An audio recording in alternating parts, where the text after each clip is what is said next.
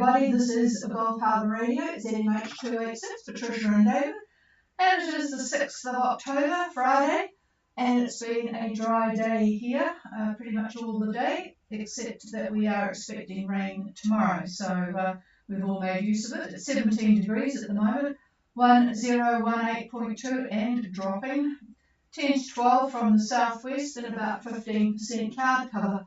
And I've just been looking at the boats that are coming down from New Caledonia. They've kind of run out of air a little bit. Poor old Makana, he's just southeast of Norfolk at the moment, a little bit too far east actually, at 2909 south and 16921 east, with very, very, very light winds and hopefully a bit of space from a very big, fast-moving container ship. Boy, some of these container ships, this one's a pretty big one heading to Hong Kong, and it's doing 17.8 knots, so, and it's followed really, really closely behind. So, Makana, if you are listening, you will need to keep a sharp watch out. I'll have your AIS working very, very well, because you have another couple of ships coming your way and going to be crossing your path. Tequila, I presume, has got the engine on.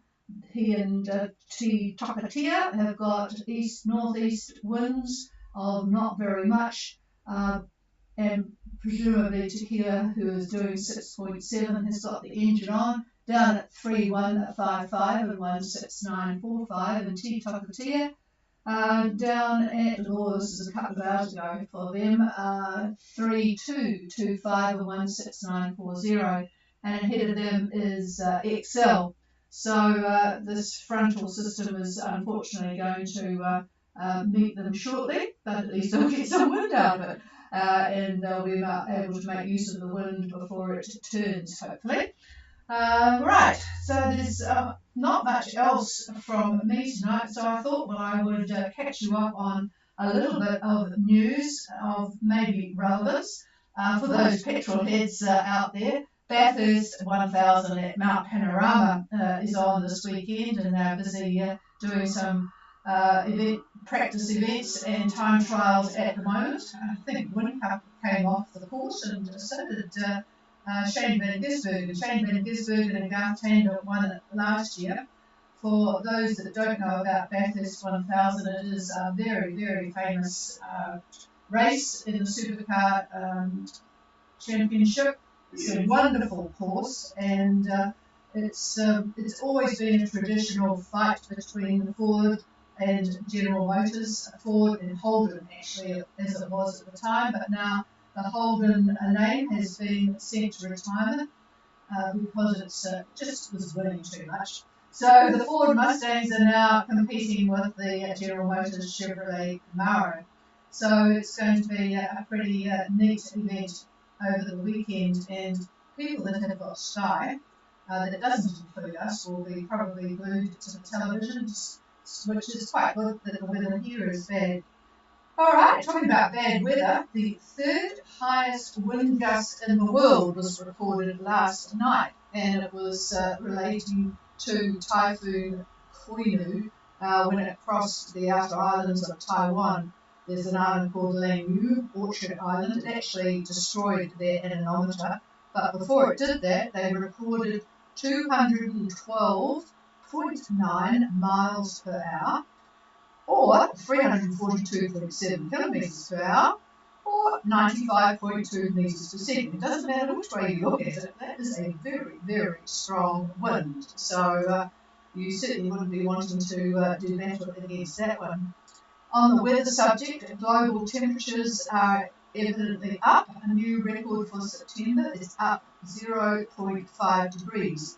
Now, you couldn't have got any person in Auckland believing that, because we haven't exactly had it very wonderful. But anyway, that's what has been recorded. And here's, you will know without my telling you that this particular scientist is at Berkeley in California. He said September was absolutely gobsmackingly bananas. How's that for a scientific statement? From Berkeley, From Berkeley, yes, I knew you would. Okay, the US Marines and some Navy people are in the Philippines to begin training their counterparts from the Philippines, Malaysia, and Indonesia because of the tensions that are flaring in the Pacific, with Beijing claiming a vast amount of what has traditionally been those islands' fishing territory. So it's heating up somewhat there, and the Americans are doing their best to get them a bit more skilled. In the USA, there's been a further approval, another $9 billion announced for 125,000 people for student debt relief, which amounts to 72,000 per student, according to my calculations, which is an awful lot of money for studies. I had to pay mine back. You had to pay yours back. Well, there you go. I bet it wasn't 72,000, but it's an awful lot of money for a student learning these days. Okay, on to sport. The All Blacks this morning beat Uruguay in the World Cup in France 73-0. But they actually weren't that bad, Uruguay. I mean, yes, that was a big score, but they put up a decent performance, but they just ran out of papu. In 9 days' time, this means that the All Blacks will be in the quarter-final and probably playing Ireland, which will be a very, very tight match because Ireland are projected to win the World Cup. And it's unfortunate that the draw was such that this ends up with the All Blacks in the quarter-final. Anyway, that's what's happened there, and unfortunately Tyrrell Lomax has a knee injury as a result of the game this morning. A medial ligament. I guess that's fairly important to the knee.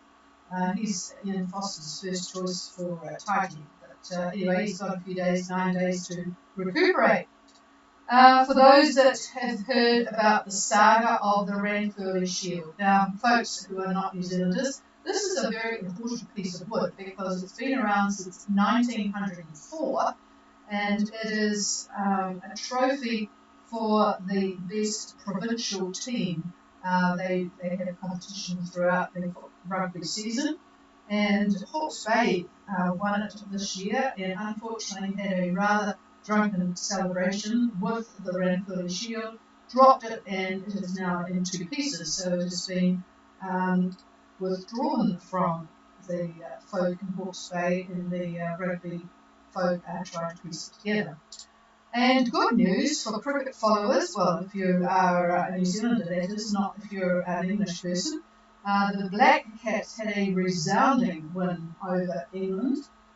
This was in Italy. It was the opening match of the Cricket World Cup in India. So a couple of centuries, absolutely amazing. We never quite know whether our team is going to go down in a blaze of dreadful pain, or whether they're going to win stunningly as they've done now. It's just always a good mystery for the Black Caps, but there we are, a good start to their World Cup playing. Okay, that's the news from me. What about David? Have you got any weather news? Probably not much, but I'll pass the microphone anyway. No, not much difference, folks.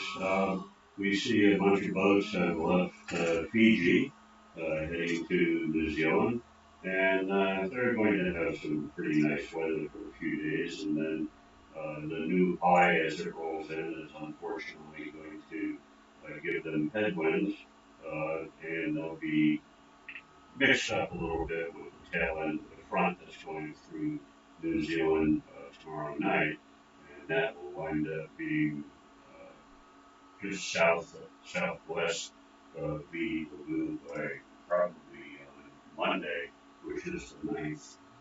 So that's something to wet the decks. And again, as this high moves in, it's a fairly large high. Then right behind it is going to be another trough attached to a depression, and so forth and so on. So it's a cycle that's been with us ever since we declared El Nino, and it will just keep on going for a while.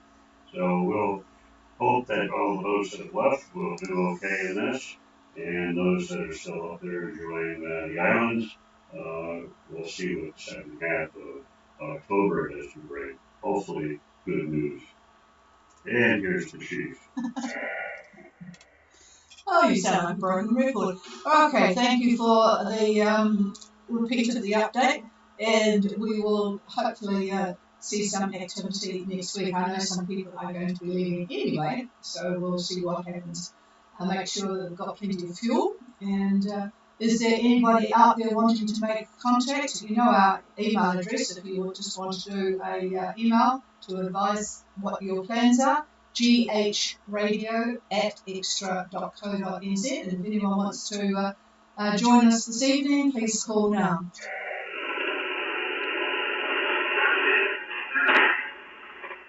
That is Shanty Shanty, and it's not a great signal, so I'm going to fiddle around here and try and get you better as you talk. So go ahead, over.